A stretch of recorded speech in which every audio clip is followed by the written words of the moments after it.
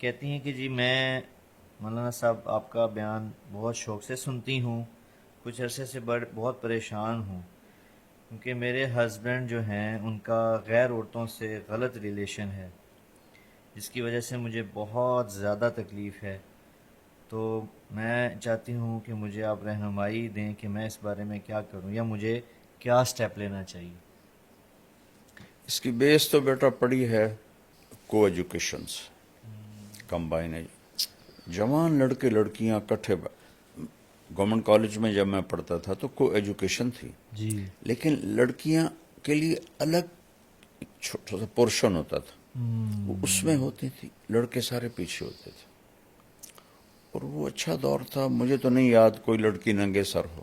اللہ government college Pakistan کا سب سے بڑا کالج تھا، مجھے یاد نہیں کہ میں نے کسی لڑکی کو، ہوتی ہوگی جی میری یادداشت میں نہیں ہے کہ کوئی سر سے ننگی ہو۔ اللہ تو اب تو جینز ہیں، شرٹس ہیں، ننگا پن ہے، اور ایسے ساٹھ بیٹھے تھے۔ میں ایک یونیورسٹی میں بیان کرنے گیا، لڑکے لڑکیاں ایسے کندھے ملا کے بیٹھے ہوئے تھے۔ یا اللہ۔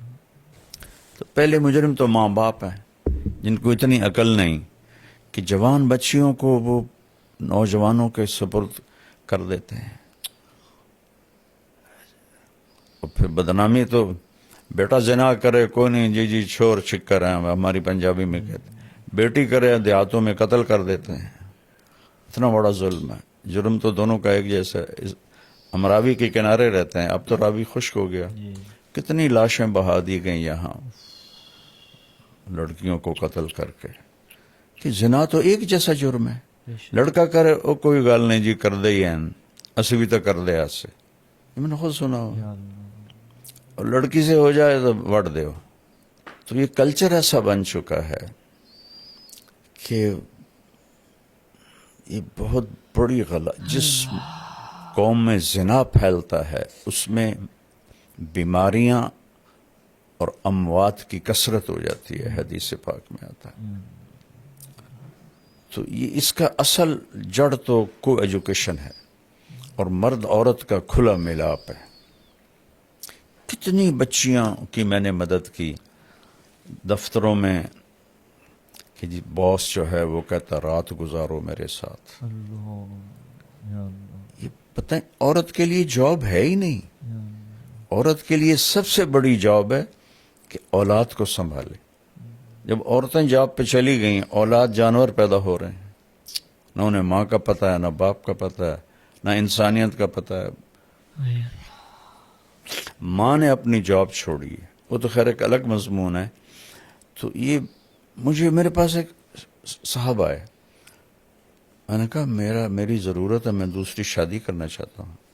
ان کی بیوی کو کچھ عذر ہو گیا تھا، کہنے لگی گرل فرینڈ بنا لو، شادی نہ کرو۔ اللہ اس میں عورتیں رکاوٹ ہیں بہت۔ تو اللہ سے دعا کریں اللہ آپ کے خاوند کو ہدایت دے۔ بچے ہیں تو پھر اس کے بعد بس برداشت ہی کریں اور دعا کریں۔ دل تو اللہ بدلتا ہے، بے شک۔ نہ فطرت بدلے تو طلاق اسی موقع پر ہے۔ جی ہمارے یہاں پہ طلاق ایک عیب بن جاتا ہے۔ جی ایک کو شراب لگی ہوئی ہے، ایک کو عورت لگی ہوئی ہے، وہ نہیں چھوڑتے، جی نہیں چھوڑتے۔ 70 سال میری عمر ہو گئی اسی راستے میں۔ وہ بیویاں سسک سسک کے ختم ہو جاتی ہیں۔ ماں باپ کو چاہیے طلاق لے لے، بچی کو آزاد کروا دیں کہ جی پھر دوسری شادی کون کرے گا، وہ تقدیر پہ چھوڑو۔